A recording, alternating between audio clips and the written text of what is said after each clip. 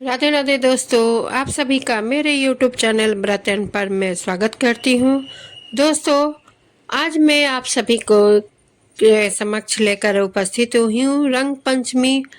जी हाँ दोस्तों, रंग पंचमी आप समझ ही रहे होंगे, जो होली तो बीत चुकी है, तो फिर रंग पंचमी के क्या उद्देश्य है और क्या महत्व है इनका, और रंग पंचमी क्यों नाम रखा गया है और इसकी क्या कथा है, ये सब लेकर मैं उपस्थित हुई हूँ। इसके लिए आप सभी को पूरी वीडियो में बने रहना पड़ेगा। और सबसे पहले मैं रंग पंचमी कब है और इसकी क्या वक्त है, यानी क्या समय है, ये सब मैं सब बताती हूँ। रंग पंचमी का धार्मिक महत्व बहुत अधिक होता है। इस दिन रंगों की बजाय लोग गुलाल से होली खेली जाती है। रंग पंचमी 2026 में किस वक्त है और क्यों मनाई जाती है, इसकी धार्मिक महत्व क्या है और इस दिन क्या करना चाहिए, जानिए राधा कृष्ण से जुड़ी हुई कथा और पूजा विधि भी, क्योंकि पूजा विधि कोई भी त्यौहार बिना पूजा विधि, बिना पूजा और अर्चना से पूर्ण नहीं होती। दोस्तों, होली के 5वें दिन बाद रंग पंचमी का पर्व मनाया जाता है। पंचांग के अनुसार चैत्र महीने के कृष्ण पक्ष की पंचमी तिथि पर रंग पंचमी मनाई जाती है। रंग पंचमी का त्यौहार तामसिक और राजसिक गुणों पर सत्व गुण यानी पवित्रता की जीत और विजय का प्रतीक है, जिससे आध्यात्मिक विकास के मार्ग में आने वाली बाधाएं जल्द समाप्त हो जाती है। रंग पंचमी त्योहारों 5 प्रमुख तत्वों को सक्रिय करने में मदद करता है। इन 5 प्रमुख तत्वों में हवा, आकाश, पृथ्वी, जल और प्रकाश शामिल है। पुराणों के अनुसार मनुष्य का शरीर इन्हीं 5 तत्वों से मिलकर बना हुआ है। होली के बाद पंचमी के दिन फिर से रंग और गुलाल यानी रंगोत्सव का सुख लोग कर लेते हैं। रंग पंचमी का महत्व देव दीपावली की तरह ही है। रंग पंचमी का यह दिन देवी देवताओं को समर्पित होता है। इस दिन वातावरण में उड़ने वाले रंग को लेकर यह भी माना जाता है कि उड़ते हुए गुलाल से व्यक्ति में नकारात्मक ऊर्जा का नाश होता है और सकारात्मक गुण प्रवेश करते हैं। 2026 में रंग पंचमी का वक्त इस तरह है। चैत्र महीने के कृष्ण पक्ष की पंचमी तिथि की शुरुआत 7 मार्च 2026 को शाम 7:17 से होगी।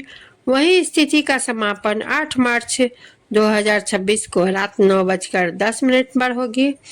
ऐसे मुहूर्त तिथि के अनुसार रंग पंचमी का पर्व इस साल 8 मार्च को 2026 को मनाया जाएगा। रंग पंचमी का महत्व, मान्यता है कि रंग पंचमी पर देवलोकों से देवी देवता धरती पर आते हैं और भक्तों के साथ रंगों का उत्सव मनाते हैं। इसी कारण इस पर्व को देवताओं की होली कहा जाता है।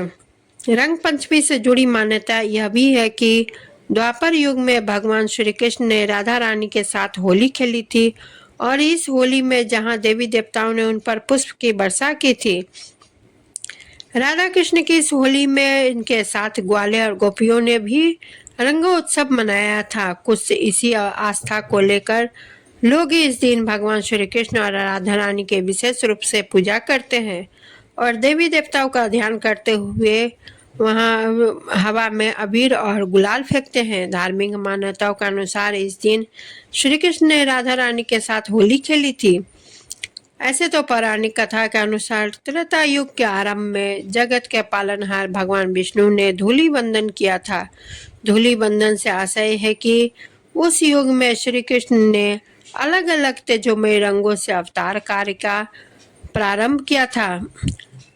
अवतार निर्मित होने पर उसे तेजोमय अर्थात विविध रंगों की सहायता से दर्शन रूप में वर्णित किया गया है। होली ब्रह्मांड का एक तेजस्वत्व है जो अनेक ब्रह्मांड में अनेक रंग आवश्यकता के अनुसार साकार होते हैं और संबंधित घटक के कार्य के लिए पूरक एवं पोषक वातावरण को निर्मित करते हैं। पौराणिक कथा के अनुसार होलाष्टक के दिन भगवान भोलेनाथ ने कामदेव को भस्म कर दिया था, जिसके चलते देवलोक में उदासी छा गई थी। उसके बाद भगवान शिव ने कामदेव की पत्नी देवी रति और देवताओं के प्रार्थना पर कामदेव को दोबारा जीवित कर देने का आश्वासन दिया था। इससे सभी देवी देवता प्रसन्न हो गए और रंगोत्सव का मनाने लगे। इसके बाद से ही पंचमी तिथि को रंग पंचमी का त्यौहार मनाया जाने लगा। रंग पंचमी का धार्मिक महत्व बहुत अधिक होता है। इस दिन रंगों की बजाय गुलाल से लोग होली खेलते हैं। साथ ही रंग पंचमी के दिन हुरियारे गुलाल उड़ाते हैं। कहा जाता है कि इस दिन वातावरण में गुलाल उड़ाना शुभ होता है। साथ ही ऐसी मान्यता है कि इस दिन देवी देवता भी धरती पर आ जाते हैं और इंसानों के साथ गुलाल खेलते हैं। और यह भी कहा जाता है कि हवा में उड़ने वाली अबीर गुलाल के संपर्क में जो व्यक्ति आ जाता है उसका हर पापों से छुटकारा मिल जाता है। रंग पंचमी के दिन किए जाने वाले उपायों से जीवन में सफलता मिलती है और मनुष्य हर तरह से समृद्धि होता है। रंग पंचमी के दिन हल्दी के 5 गांठिया और 1 रुपये का सिक्का लेकर एक पीले रंग के कपड़े में रखकर बांध दे। फिर उस कपड़े को अपने घर के मंदिर में रखें और अपने गुरु या अपने इष्ट देव का ध्यान करते हुए घी का एक दीपक जलाएं। जब दीपक बुझ जाए तब उस हल्दी और 1 रुपये का सिक्का बंधे पीले रंग के कपड़े को मंदिर से उठाकर अपनी तिजोरी या अलमारी में भी रख ले। ऐसा करने से आपकी आर्थिक तरक्की की गति भविष्य में भी निरंतर बनी रहेगी।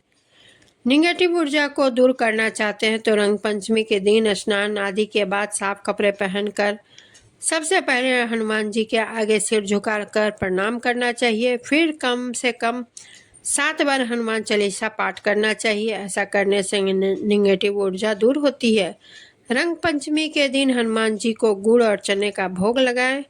इस मंत्र ओम क्रांग क्रिंग क्रोंग सौभाग्य सौभाम्य नमः का 11 बार जाप करें। ऐसा करने से आपका रुका हुआ का धन वापस मिल जाएगा।